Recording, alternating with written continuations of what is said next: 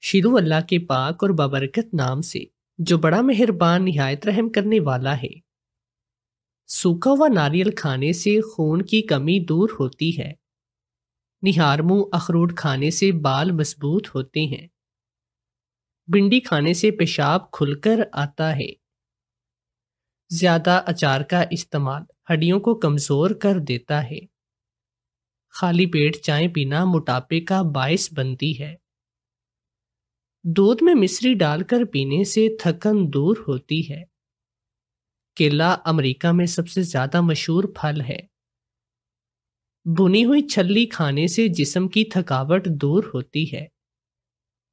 ابلے ہوئے پالک کا پانی پینے سے بڑھاپے میں بھی بال کالے رہتے ہیں۔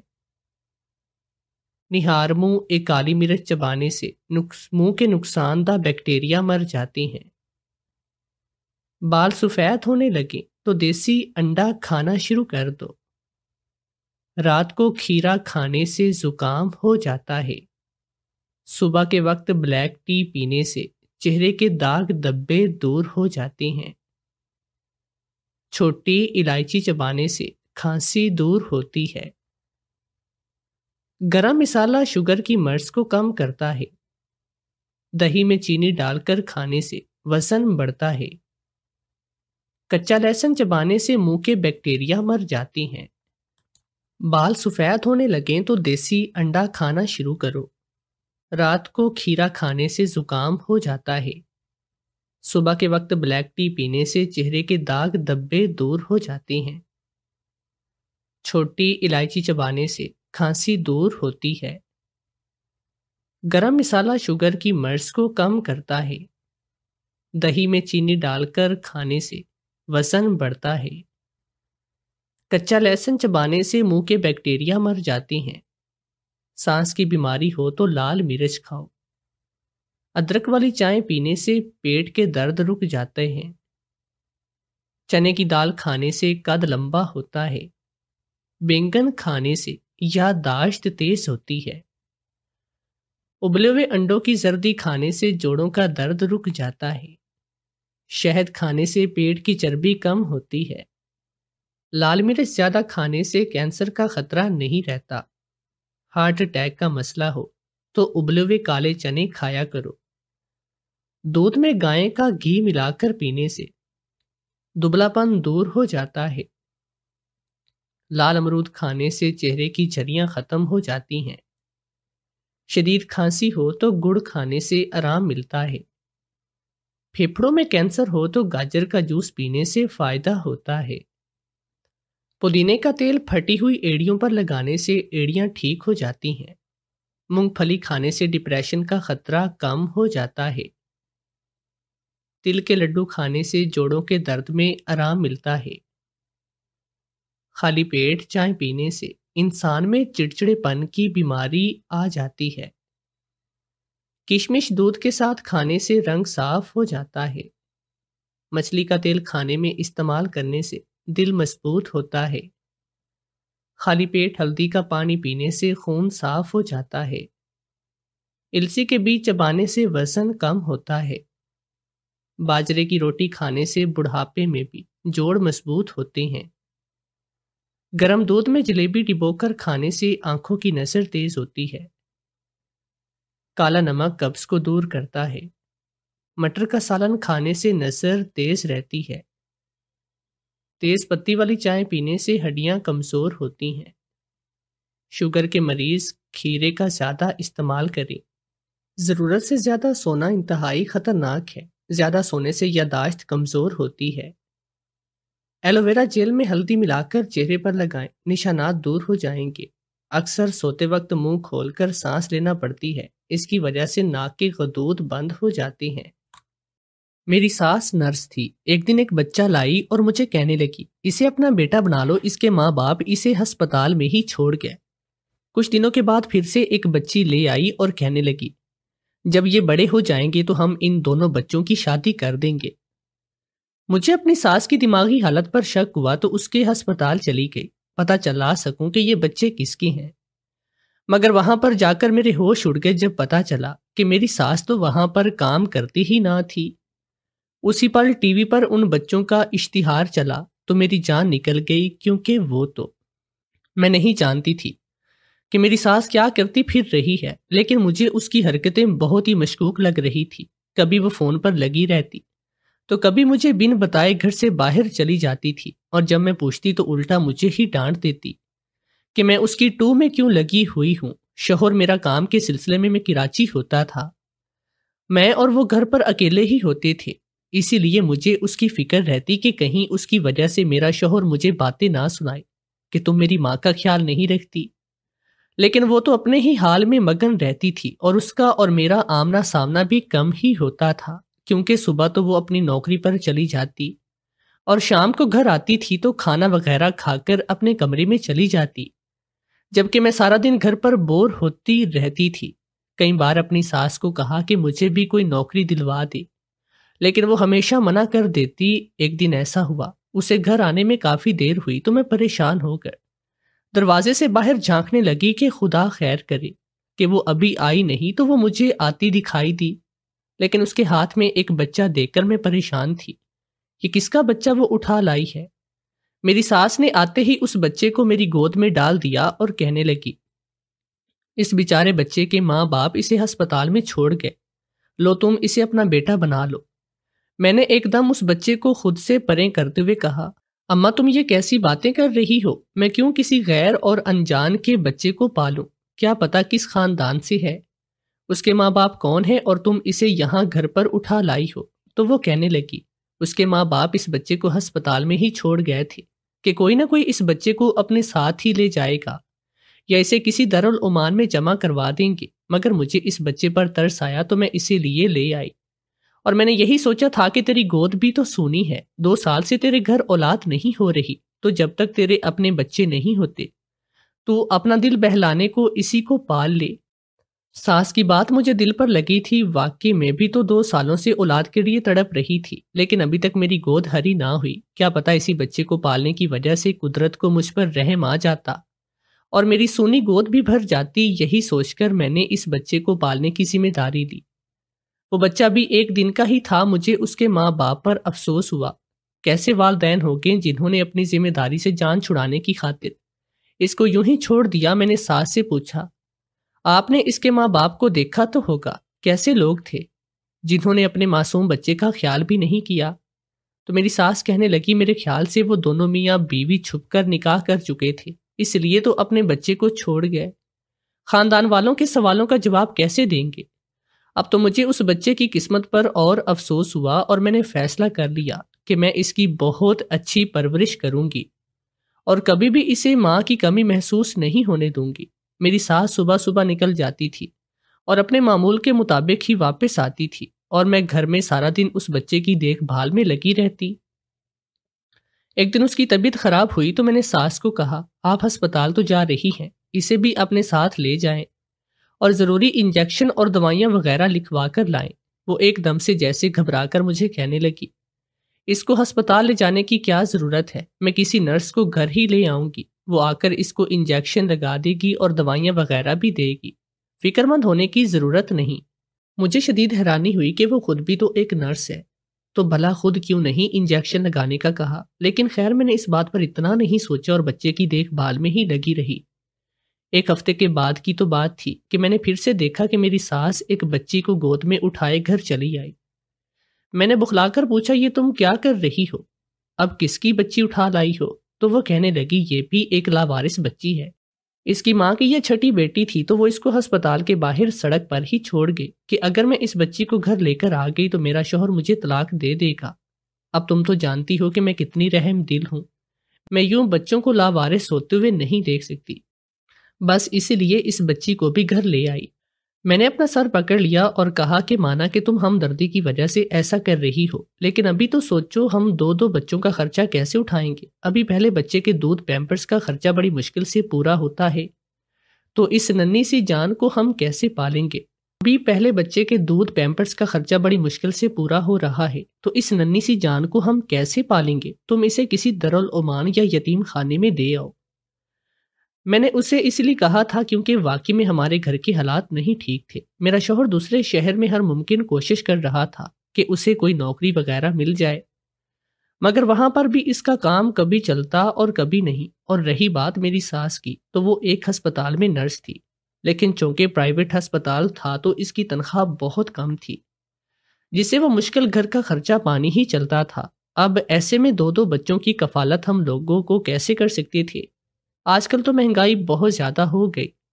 میری بات سن کر میری ساس کہنے لگ گئے، تم فکر مت کرو، ہم ان بچوں کو بہت اچھے طریقے سے پالیں گے، کیونکہ میری تنخواہ ڈبل ہو گئی ہے اور شاید اسی لیے ہوا کہ ہمیں ان بچوں کی کفالت کرنی پڑے، اور تم فکر نہ کرو، ہم یہ ذمہ داری بڑے اچھے سے نبھائیں گے۔ میں اب 2 بچوں کو کیسے سنبھال سکتی تھی جن میں محض 10 دن کا ہی فرق تھا؟ میری ساس کہنے لگی کہ میں 1-2 مہینے کی چھٹیاں لے آتی ہوں، ہم دونوں مل کر ان بچوں کو سنبھال لیں گے، پھر بچے تھوڑے بڑے ہو جائیں گے تو پھر تمہیں سہولت ہو جائے گی، تو میں دوبارہ سے نوکری پر جانا شروع کر دوں گی۔ میں نے اپنی ساس کو ایسے دیکھا جیسے اس کا دماغ خراب ہو گیا ہو۔ اگر وہ گھر پر بیٹھ جاتی تو پھر پیسے کہاں سے آتے؟ اسی کی تنخواہ سے تو گزارا ہو رہا تھا۔ وہ ہنستے ہوئے مجھے کہنے لگی کہ تم تو ذرا سی باتوں پر فکر مند ہو جاتی ہو، ٹینشن نہ لو، تمہارے شوہر کی نوکری بھی ہوگی، اور وہ اس نے ایڈوانس پر تنخواہ بھی بھیج دی ہے، میں آج ہی لے کر آئی ہوں۔ مجھے یہ سن کر بہت خوشی ہوئی، اور میں نے سوچا کہ شاید یہ ان بچوں کے آنے کی وجہ سے ہے کہ میرے شوہر کو اچھی نوکری مل گئی، ورنہ تو وہ کتنے عرصے سے کوشش ہی کر رہا تھا۔ میں اور میری ساس مل کر بچوں کو سنبھالتے تھے، بچے کی دیکھ بھال میں کر لیتی اور بچی کو وہ پال رہی تھی۔ کبھی کبھی میرا دل چاہتا کہ بچوں کو لے کر ہم کہیں باہر چلیں، تو جانے میری ساس کو کیا تحفظات تھے، وہ منع کر دیتی، اور اگر بچے بیمار ہوتے تو بھی گھر پر ہی ان کا علاج ہو جاتا۔ مجھے بہت حیرانی ہوتی آخر وہ ایسا کیوں کرتی ہے، ان بچوں کو باہر نہیں نکالنا چاہتی تو جواب دیتی کہ اتنے چھوٹے بچوں کا گھر ہے، گھر سے باہر نکالا جائے تو ان کو نظر لگ جاتی ہے، بس اس لیے میں احتیاط کرتی ہوں۔ اس کے جواب پر میں چپ ہو کر رہ جاتی، لیکن مجھے محسوس ہوتا کہ بات یہ نہیں۔ ایک دن جانے اس کے دل میں کیا آئی کہ بیٹھے بیٹھے ہی کہنے لگی کہ میں سوچ رہی ہوں کہ جب یہ بچے بڑے ہو جائیں گے تو ہم ان دونوں کی شادی کروائیں گے۔ میں نے ایک دم دہل کر اسے دیکھا وہ یہ کیا کہہ رہی ہے، تو وہ کہنے لگی کہ میں بالکل ٹھیک کہہ رہی ہوں، ہرگز بھی ان بچوں کو ایک دوسرے کا بہن بھائی نہ بنا دینا، اور نہ ہی ان کی پرورش اس طرح سے کرنا کہ یہ ایک دوسرے کو اپنا بہن بھائی سمجھے۔ انہیں شروع سے یہی بتانا کہ یہ ایک دوسرے کے کزنز ہیں۔ میں نے سوچا کہ لگتا ہے میری ساس کا دماغی توازن بگڑ گیا، تبھی وہ ایسی بہکی باتیں کر رہی ہے۔ ایک ہی گھر میں رہتے ہوئے ایک جتنے 2 بچے اگر ایک دوسرے کے بہن بھائی نہ بھی ہوں تو بن ہی جاتے ہیں، اور ابھی اتنے چھوٹے ہیں تو ابھی سے ان کی شادی کروانے کی اور سوچنے کی آخر میری ساس کو کیا سوچی؟ مگر میں چپ ہی رہی، دن گزرنے لگے، شاید میرے شوہر کو بہت اچھی نوکری مل گئی جو وہ ہر ہفتے اتنے پیسے بھیج دیتا کہ ہم بہت ہی کھلے طریقے سے استعمال کرنے لگے۔ نہ صرف بچوں کے تمام کام ہو جاتے بلکہ گھر میں بھی رزق کی فراوانی ہو گئی۔ میں جب بھی اپنی ساس کو کہتی کہ تم ابھی نوکری پر جانا شروع کر دو، کیونکہ دونوں بچے 1 مہینے کی ہو چکے ہیں، مگر وہ منع کر دیتی اور مجھے کہتی ابھی فی الحال میں کہیں نہیں جا سکتی، میرا کام بس ان بچوں کو پالنے پوسنے کا ہی ہے، تو میں وہی کروں گی۔ میں نے اس لڑکے کا نام احمر اور لڑکی کا نام ہانیہ رکھا۔ ایک دن ہانیہ کی طبیعت بہت خراب ہو گئی۔ اتفاق کی بات تھی کہ اس دن میری ساس گھر پر نہ تھی، صبح ہی وہ نکل گئی تھی مجھے بغیر بتائے۔ میں نے سوچا کہ شاید وہ اپنی ڈیوٹی پر ہی واپس چلی گئی ہو، کیونکہ اس کے کام ایسے ہی ہوتے تھے، وہ ہر کام کرنے کے بعد بتاتی تھی، تو ہو سکتا ہے مجھے بغیر بتائے ہی اپنی ڈیوٹی جوائن کر لی ہو۔ میں نے ہانیہ کو گھر پر ہی رکھا ہوا تھا، شربت پلایا کہ ہو سکتا ہے اس کی طبیعت سنبھل جائے، لیکن اس کے باوجود بچے کو آرام نہیں آ رہا تھا، تو میں نے سوچا کہ اسے ہسپتال ہی لے جانا پڑے گا۔ میں نے احمد کو سامنے والی ہمسائی کے گھر پر چھوڑا اور خود ہانیہ کو لے کر اپنی ساس کے ہسپتال آ گئی۔ مجھے یہ تھا کہ چونکہ میری ساس یہاں پر کام کرتی ہے تو اس حوالے سے ہسپتال والے ہانیہ کا اچھے طریقے سے علاج کریں گے اور کوئی پیسے بھی نہیں لیں گے۔ ہسپتال جا کر میری نظر ادھر ادھر اپنی ساس کو ڈھونڈنے لگی کہ کہیں تو مجھے نظر آئے، لیکن وہ کہیں بھی نہ تھی۔ آخر تھک ہار کر میں کاؤنٹر پر گئی اور ان سے پوچھا، رشیدہ بی بی نام کی ایک نرس یہاں پر کام کرتی ہیں، انہیں تو بلا دیں۔ ریسپشن پر بیٹھی لڑکی کہنے لگی، اس نام کی تو کوئی سٹاف نرس بھی ہمارے ہاں کام نہیں کرتی۔ میں نے کہا کہ آپ کو کوئی غلط فہمی ہوئی ہوگی، آپ ڈے اور نائٹ دونوں شفٹ میں چیک کریں، وہ یہیں پر کام کرتی ہیں۔ میرے کہنے پر وہ لڑکی رجسٹر چیک کرنے لگی اور پھر کمپیوٹر سے بھی دیکھ کر مجھے کہنے لگی، آپ کو کوئی غلط فہمی ہوئی ہے، اس نام کی کوئی نرس یہاں موجود نہیں۔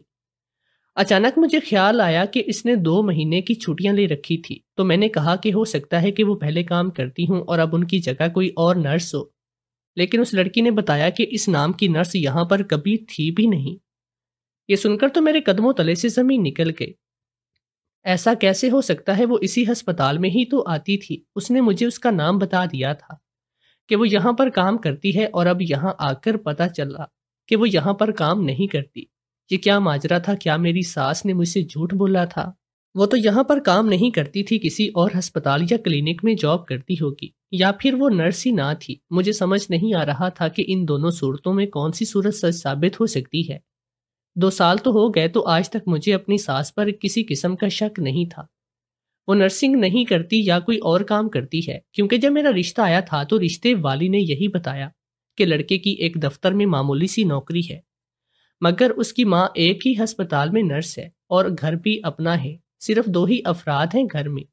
اور میری اماں نے یہ سنتے ہی ہاں کر دی کہ چلو اچھا ہے، میری بیٹی کو بھرے بڑے سسرال میں نہیں جانا پڑے گا۔ وہ شروع سے ہی چاہتی تھی کہ میری شادی کسی ایسے گھر میں ہو جہاں پر بہت کم لوگ ہوں، کیونکہ میری اماں نے خود ساری زندگی ایک جوائنٹ فیملی سسٹم میں گزاری تھی، تو وہ میرے لیے ایسا نہیں چاہتی۔ اماں نے مجھے یہی کہا کہ تیری ہونے والی ساس بھی نوکری کرتی ہے، وہ ایک نرس ہی تو ہے، صبح کی گئی شام کو واپس آیا کرے گی، اور تیرا شوہر بھی کام پر چلا جایا کرے گا، تو سارا دن تو گھر پر اکیلی رہے گی، نہ تجھے کوئی روکنے والا نہ کوئی ٹوکنے والا، جو دل میں آئے وہ تم نے کرنا ہے۔ بس یہی سوچ کر میں نے ابھی شادی کر لی۔ ویسے بھی کون سا کسی امیر گھرانے سے تعلق رکھتی تھی، ہم لوگ بھی تو مڈل کلاس لوگ تھے، اور ہمارے لیے ہمارے جیسوں کے ہی تو رشتے آتے تھے، تھوڑی بہت جان پہچان اور معلومات کرانے کے بعد۔ میرے گھر والوں نے میری شادی کر دی، اور شادی کو 2 سال ہونے کو آئے تھے، اور اب تک مجھے یہی تھا کہ میری ساس اسی ہسپتال میں نوکری کرتی ہے، اور آج معلوم ہو رہا تھا کہ یہ ایک بہت ہی بڑا جھوٹ تھا جو 2 سالوں سے بول رہی تھی۔ آخر اگر وہ یہاں پر کام نہیں کرتی تھی تو کہاں پر کرتی تھی؟ صبح کی گئی وہ شام کو آتی، اور یہ سارا وقت وہ کہاں پر گزارتی ہوگی؟ ابھی میں یہ سب سوچ کر پریشان ہو رہی تھی کہ اچانک میری نظر ٹی وی پر پڑی۔ وہاں پر 2 بچوں کی تصاویر دکھا کر ان کے گمشدگی کے بارے میں بتایا جا رہا تھا۔ پہلے تو میں نظر انداز کر کے باہر جانے لگی، لیکن پھر ایک دم چونک کر پلٹی۔ وہ تصاویر تو احمر اور ہانیہ کی تھی۔ جب وہ 2 دن کے تھے، میں نے سر ہلاتے ہوئے لہجے میں اسے ریسیپشن والی لڑکی سے پوچھا، آپ کے ہسپتال سے بچے غائب ہوئے تھے کیا؟ وہ نفی میں سر ہلاتے ہوئے کہنے لگی، نہیں، ان بچوں کی ڈیلیوری ہمارے ہسپتال میں نہیں۔ مجھے ان کے بارے میں اتنا معلوم نہیں کہ یہ اشتہار تو پچھلے 10-15 دنوں سے ہر ٹی وی چینل پر چل رہا ہے۔ میں بہت گھبرا گئی اور بے اختیار ہانیہ کے چہرے کو اپنی چادر کے پلو سے ڈھک دیا۔ مجھے سمجھ میں نہیں آ رہی تھی کہ جو 2 راز مجھے معلوم ہوئے ہیں، میں ان پر کیا رد عمل دوں۔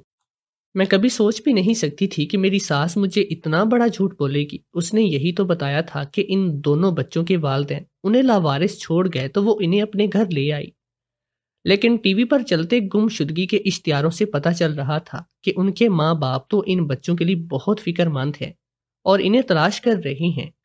میرے ذہن میں بار بار یہی خیال آ رہا تھا کہ ہو سکتا ہے کہ میری ساس نے بچوں کو اغوا کر لیا ہو۔ وہ بچے اٹھانے والی تو نہیں لگتی تھی، مگر سارے حالات و واقعات اسی طرف اشارہ کر رہے تھے کہ ضرور اسی نے یہی کام کیا ہے۔ اور اب میں سوچ رہی تھی کہ مجھے کیا کرنا چاہیے۔ کیا مجھے پولیس کو بتانا چاہیے، یا ان بچوں کے والدین کو فون کر کے یہ اطلاع دے دوں کہ ان کے بچے میرے پاس ہیں؟ لیکن اس صورت میں یہ خطرہ تھا کہ کہیں میں بھی نہ پھنس جاتی، پولیس تو مجھے بھی ساتھ میں گرفتار کرتی۔ میں اتنے عرصے تک ان بچوں کو اپنے گھر میں پالتی رہی، اور میں نے کسی کو ان کے بارے میں کچھ نہیں بتایا تو وہ مجھے بھی قصوروار سمجھتے ہوئے جیل میں نہ ڈال دیں۔ یہی سوچ کر میں نے کسی کو بھی فون نہیں کیا اور گھر آ گئی۔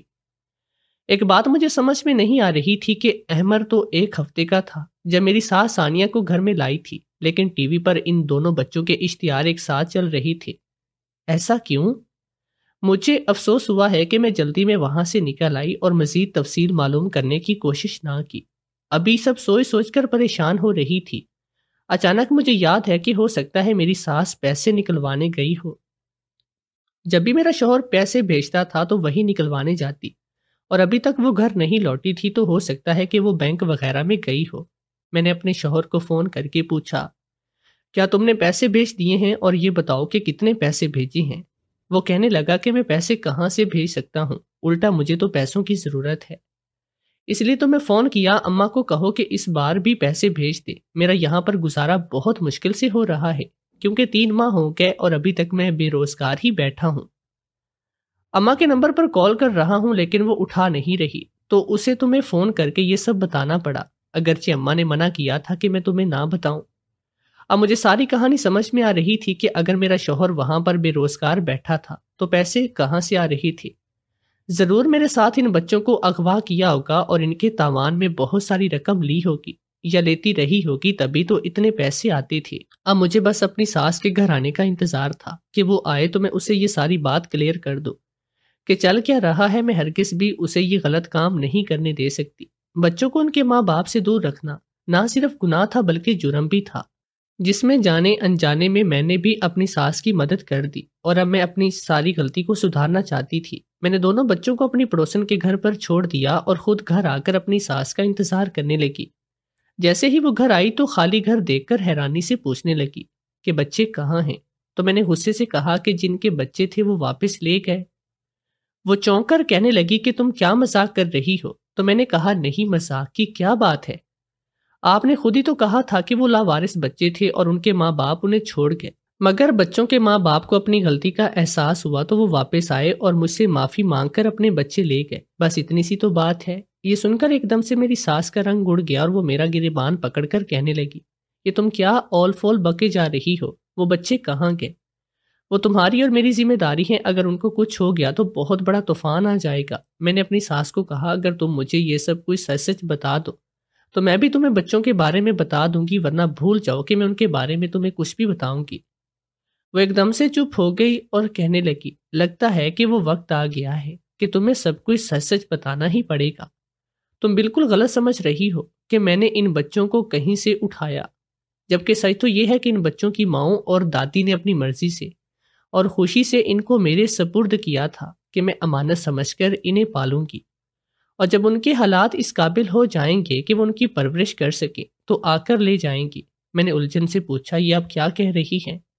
مجھے کھل کر بتائیں کہ بات کیا ہے۔ تو شرمندہ ہوتے ہوئے کہنے لگی، رشتہ کرتے وقت ہم نے جھوٹ بولا تھا کہ میں ایک نرس ہوں اور ہسپتال میں کام کرتی ہوں، جبکہ بات یہ ہے کہ میں ایک ملازمہ ہوں اور لوگوں کے گھروں میں کام کرتی ہوں۔ مجھے ڈر تھا اگر تم لوگوں کو یہ بات پتہ چلی تو کہیں تم لوگ رشتے سے انکار ہی نہ کر دو، کیونکہ پہلے بھی کافی بار ایسا ہو چکا تھا، اس لیے جھوٹ بولا۔ میں روز اسپتال جانے کا کہہ کر اپنے کام پر ہی جاتی ہوں اور سارے گھروں میں کام کر کے ہی شام کو واپس آتی تھی۔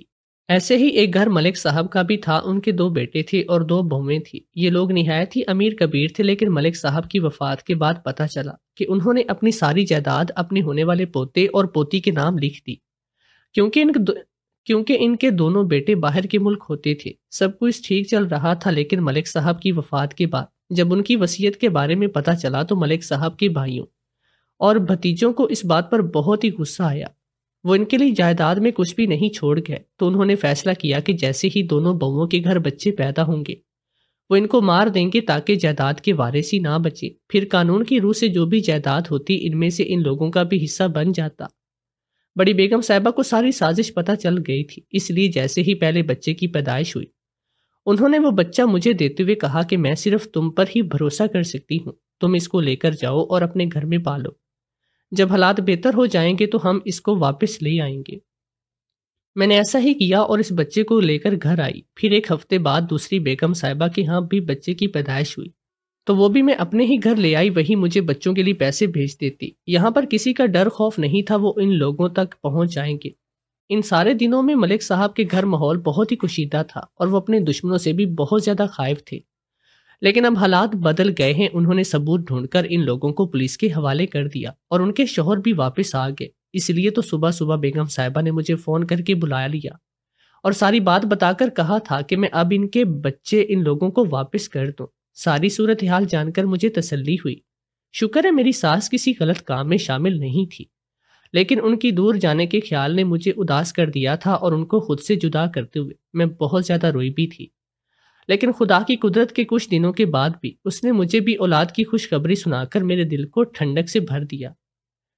دوسری طرف بیگم صاحبہ نے ہماری اس نیکی کے بدلے میں شوہر کو یہاں پر بلا کر ایک بہت ہی اچھی نوکری لگوا دی اور اب آگے سب کچھ اچھا ہونے والا تھا۔